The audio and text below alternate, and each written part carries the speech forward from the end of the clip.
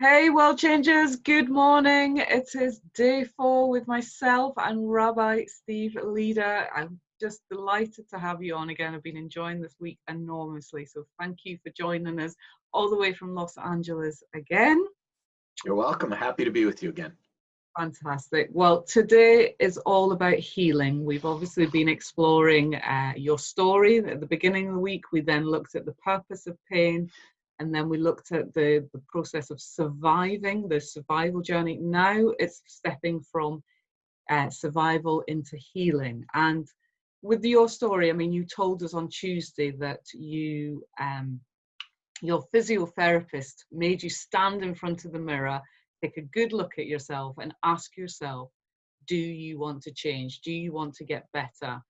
And was that the defining moment? Was that the start of the healing process for you, that you realized, actually, I don't want to be defined by this pain and suffering. I don't want it to control the rest of my life? It was the moment that I realized that this was more of a psychological than a physical journey. That this had more to do with my soul and my spirit than my body. And it was the, I had heard, like all of us, this notion of a mind-body connection, most of my adult life, as we all have. But that was the moment when I realized that that was so much more than just an expression or a cliche. And that this was very much about an internal decision and process and attitude, much more so than about any kind of physical regimen that I needed to engage in. So yes, I would say that was a very, very significant moment for me. And how did you feel about that concept when the physiotherapist made you look in the mirror and you thought, okay, if I don't change my mindset on me, this is going to be me for the rest of my life, that this is what I can look forward to. And, yes. That's not, it wasn't a great option. I was in so much physical pain that I was so exhausted. Pain is exhausting. Chronic pain is really, really a heavy, heavy load to carry. So I, at that point, was broken open enough, vulnerable enough, weak enough, needy enough, that I was willing to rethink my worldview, that this was, that this was going to require something of me that I did not yet have within me. Yeah. And that was the growth opportunity. That was it. Would you say it was a moment of surrender? Because I've been in that situation where I've literally sickened myself so much of listening to myself moaning about a situation that I'm stuck in. I don't think so. I think it was the moment that I moved from surrender to embrace and vanquish. Okay. Surrender was when I was, eating opioids like candy on a couch, unable to move, not changing my clothes or bathing or living really for weeks, months. That was surrender.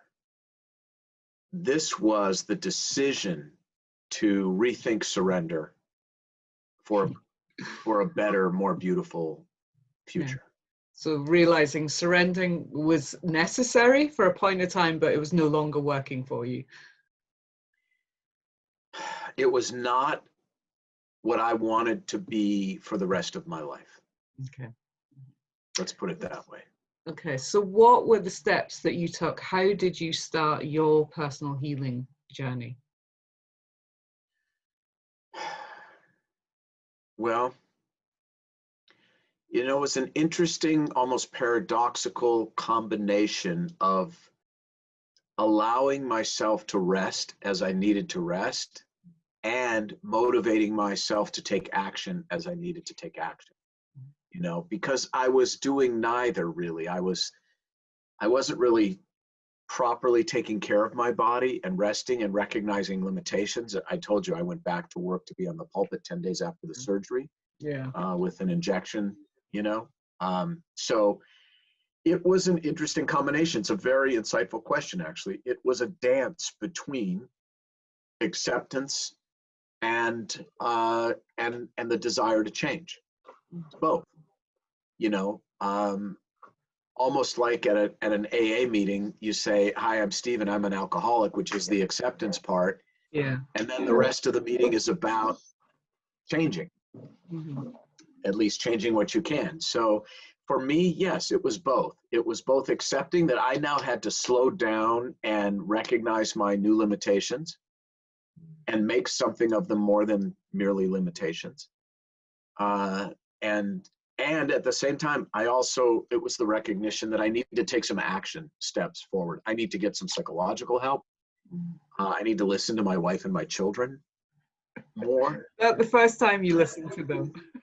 Well, you know, let's just say that I got to be where I was in life and who I was in life by being quite narrowly focused and single-minded.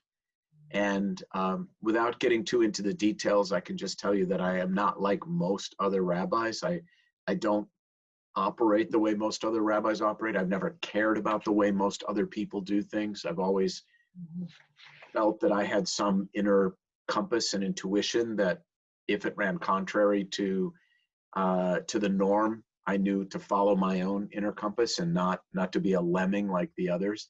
So it took a lot for me to realize, oh, you really are just human and you really do have to rest. And, you know, you really do have to do these core strengthening exercises. And you really can't stay on these opioids for the rest of your life or it's going to kill you. Yeah. And you really do have to start saying no to the many demands for your time.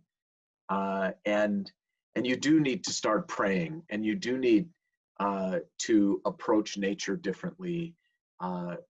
So it was a combination of doing less in certain areas and doing more in others, but it all included listening to others in a way that I hadn't before, which I guess is a way of saying that pain broke me open in a way that forced me to be more open-minded, not just open-hearted, as we talked about the other day, a kinder, more empathetic person, but also more open-minded.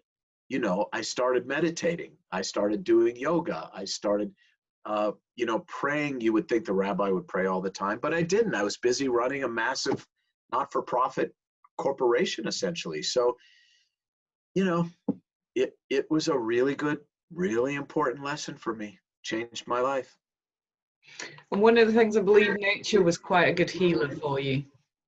Yeah, well, here's the thing. I always enjoyed nature. It was one of the few places I found peace.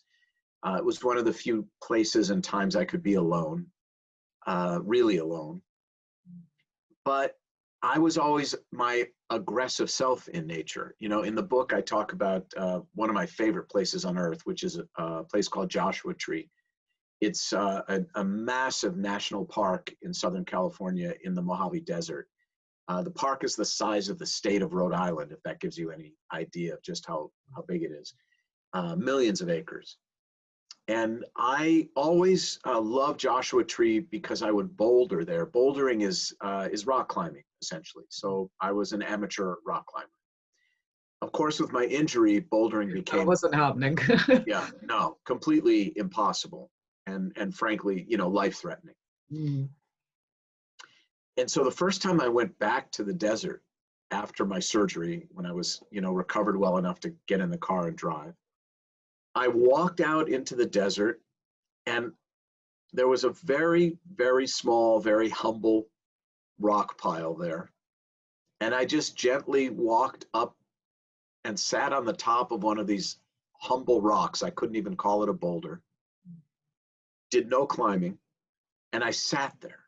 And the way I would put it to you, Susie, is for the first time in my life, the desert came to me. I didn't go out into the desert. The desert came to me by just sitting there and being still. And I felt it in a new way. I heard it in a new way. I embraced it and absorbed the desert in a new way. And I have continued to find nature incredibly healing, partly because nature, for me at least, forces me to pause and to notice. And nature is a reminder of how small we are. Yeah. And it's a reminder of a different realm of time that moves on, transcendent or independent of our own personal worries and fears and anxieties. Nature has no anxiety. Nature moves, even now as we're all in the midst of this pandemic, we're all noticing now that spring is upon us. Spring doesn't know there's a pandemic. It moves to its own nature, its own beautiful nature and rhythm. And dialing into that was very helpful to me. And feeling that I was just a small part of something quite large, in an odd sort of way, made me feel less sorry for myself, less self-pity. You know, all things blossom and then die. Those boulders were millions of years old. What were my problems in comparison to all of that? I think this is one of the beautiful things about religion too. It gives you the long view. So I found nature to be a very important aspect of healing, and a very important reminder of how when we stop imposing our will, beautiful things emerge. You know, to get sort of academic on you for just a moment, there's a theological concept that in Latin is called via negationis, by way of the negative. It's a way of understanding God. The idea is that you can understand what God is by first determining in your heart and mind what God is not, via the negative. Another way to think about this is a sculpture, a marble sculpture. How did that beautiful, inspiring marble sculpture begin? It started as a block of marble, and the beauty was created by what the artist took away, removed, not added. The beauty was always there within that chunk of stone. But it took taking away everything that wasn't beautiful in order to reveal that beauty within. Now, this is what pain did for me. It took away many things, but it left behind something quite beautiful that had been disguised for all those years. In the book, a lot of people don't know this. The original title of the book was Weeds Bring Yellow Birds. That was my working title for the book, Weeds Bring Yellow Birds. Now, the editors didn't like it because it didn't immediately explain to the reader what the book was about. So the story behind that idea, Weeds Bring Yellow Birds, is that the very first day that I could get off of that couch, I went outside into our backyard to just lay down and be in the warm sun and try and heal a little bit. And our backyard is basically a very steep hill with a little bit of flat land and then the house. And this steep hill, for 15 years, I was at war with this steep hill trying to get rid of all the weeds because I wanted to just be a perfect carpet of green ivy.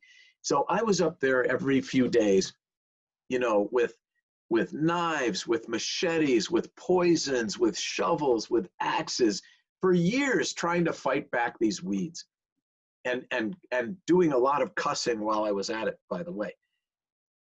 And once I had my back issue and the surgery, etc., it was about 5 months I hadn't been in the backyard and I hadn't done any, you know, work on the weeds on that hill. And so when I walked out there for the first time, I saw just this forest of gnarly, gangly weeds mocking me, you know, the sort of undeniable rhythm and power of nature to re-exert itself was self-evident. Nature won. And I was still in this kind of narcotic steroidal haze during this nap in the sun, and I looked up and saw all those gangly weeds. But then I heard this chirping sound, and I looked more carefully and I saw there was an entire flock of these tiny little yellow birds all over this new forest of weeds on the back hill. And it occurred to me even then that by ceasing to impose my will, in this case on nature, it made room for something so delicate and beautiful to emerge. And I thought to myself, weeds bring yellow birds. And that's a beautiful and powerful metaphor for this idea that although pain takes many things away from us, it at one and the same time, ideally, if we're paying attention, creates in the vacuum of it all something quite delicate and quite beautiful. And that, again, is not to say that it was worth any of the pain that I went through, but it did leave in its aftermath something very beautiful. I think we're seeing this now with this pandemic, where, you know, the death, the fear of death, the decimation of the economy, these are all, you know, terrible things, but being shut at home has caused us to all stop imposing our will on the world. And I don't know about you, where you live. I know you live in a very beautiful place with mountains and the sea and a forest. If you go out, you will see some very beautiful things have emerged because we have gotten out of the way. Now, can we extend that from nature into our lives? Yes, I'm a better husband. I'm a better father. I spend more time at home. I take better care of myself. I'm a better listener. I'm a better rabbi. I'm a better friend. I could not have had this conversation with you 10 years ago because I didn't know anything about what pain can leave behind that's beautiful and empowering and life-altering. So that's the upside of the downside. And that's what I mean when I say weeds bring yellow birds. I'm intrigued to know, are the weeds still there? The weeds are not still there. However, what was the change that I made? The change I made was I no longer go out to control them. I've asked someone else to do that. All right, okay. Now, that might not sound like a big thing to you. No. But for a guy like me, that was a big thing, saying, you know what? So I'm going to ask someone else to do that for me. I'm going to ask someone else to do that for me. That was a new sentence in my vocabulary that I did not utter before I had this painful experience. There's one thing, having spoken to you over the last few days, that a theme that seems to be coming through is perfectionism, control, this sense of invincibility. Yes. Easy for me to say. And it seems like you had to let go of all that in order to become more beautiful. Is that fair to say? Would you say that you've completely let go of it, or is it still work in progress? It's, first of all, I was forced to let go of it. I could not walk. So I couldn't stand at the sink to brush my teeth. So I was forced to let go of it. And now I'm grateful for that, because I don't think I would have under any other circumstances. I don't think I would have just matured my way into this point of view by virtue of living another 5 or 10 years. I don't think so. And by the way, this is why some children can be adults and some adults are children, because it's not a chronological growth. It's a growth that's the result of experience.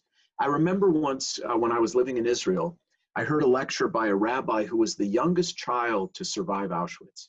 He went in at 6 years old and somehow he survived. The first thing he said in his speech was, there were no children in Auschwitz. The minute you entered those gates, you became an adult. Which is another way of framing this idea that growth is not chronological based on our age, it's based on experience. So I became a less controlling, less aggressive person because I had to. That's the first point. That's why we should welcome pain in some cases. Now, did I regress? Yes. Do I regress? Yes. But that's also part of the reason that I wrote the book. It's part of the reason I agreed to have these conversations with you. It's part of the reason I almost always say yes when people reach out to me to talk about this topic. It is the reason that I still spend $250 a week to pay a psychiatrist to listen to me and remind me of these lessons and help me hold on to them. It's why I still pray every morning. It's why I meditate.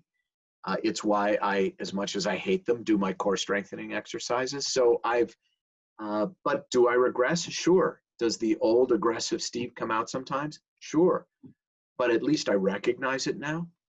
I'm no longer proud of it the way I was before. I know it's a warning sign. It's nothing to be proud of. And that's a complete change in my thinking. So yeah, it's an ongoing evolutionary process. And I do regress sometimes, but thankfully I tend to notice it and try and control it. It's interesting. Oh, strange sound there. It's interesting what you said about being a child and you become an adult when pain visits you, and I completely agree with that. I mean, I know that when I went through my period of suffering, I matured. I grew up. I think I was always probably a mature child anyway, but yeah. But I'm learning now that I've come out the other side of it, because I feel that I did go down quite a serious route and I almost became a bit evangelical about personal development and how we must make a difference. And now I'm like, okay, I need to step back. I need to learn to play more. I need to be more childlike. Is that something How old were you? How old were you when it happened? So, well, I was 24 when I lost my dad. And then 10, 11 years later, my mum and my sister. So 36 and then 38 when my sister passed away. So, so I'm now only 21 again, obviously. Yes. Well, 24, as we know, as mature as a 24-year-old tends to think he or she may be, you're a child at 24. Yeah. And so that death robbed you of all of those, playful years in your 20s. So yes, this is very real. And, I remember very distinctly saying to my psychiatrist, because I hear a lot in my office. I call my couch in my office the couch of tears. So I had been listening to middle-aged men for 30 years talk to me about their midlife crises. And I remember distinctly going into my psychiatrist's office and he said, "Why are you here?" And I said, "Because I want this to be a midlife opportunity, not a midlife crisis. Because I know myself, I could go either way with this. Yeah. I could make some really terrible mistakes. Yes, I could make some really terrible mistakes, or I can really learn something that will make my life more beautiful here. And I'm here to learn." And that's how it started. How do you know that you have healed your pain rather than just managing it or avoiding it or burying it? Because we can do that until we're ready to cope with it. But, it's that knowing this, because I've had scenarios where I'm like, yeah, I've got that totally sus. I've healed that. And then whammo, 5 years down the line, that comes and bites me right on the backside again. Oh, I totally learned this. I wouldn't use the word completely healed or completely controlled. I would remove the word completely. I think we're always in the process of healing. Healing is a lifelong process. What I strive for, I think what I have accomplished is I have achieved a lot more understanding of the pain and the understanding of why it activated so many negative feelings within me, why it shocked me and frightened me so much, and why it depressed me. So I think that I have my arms around the why, but the what does one do about that? That is a lifelong endeavor. I don't think that ever goes away. The need to be vigilant with oneself. Look, it waxes and wanes, and I'm in danger of becoming my old self far less frequently than I used to be a year or two or three or four or five ago. It's almost 6 years now since the car accident. But I still am in danger on occasion of becoming my old self, and it's a question of recognizing it and knowing what to do about it. And it's, again, why I know I was sort of joking about the $250 a week for therapy, but kind of not. You know, there are weeks where I think, oh, do I really need to keep doing this? Do I really need to keep talking about my life and what makes me crazy and what doesn't? And the answer is yes, you really do. Just like you really do need to keep doing your core strengthening, and you really do need to keep working on your relationship with your wife and your children, and you really do need to remind yourself before you open your mouth with a colleague at work to be kind and not to be like your father, and you know, all of these things. Yes, you really do. And that is part of this process, is realizing that change is not only incremental, but it requires discipline, daily, hourly discipline. Which is why we set up Change Your World every day.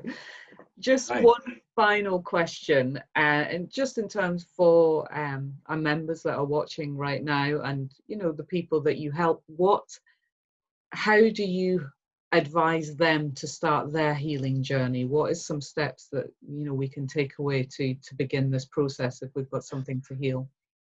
I think the first is to look in the mirror and really, really ask yourself, do I want to live this way the rest of my life? Yeah. Or do I want to change? That's the first thing. The first thing is an internal conversation. It is not an external process.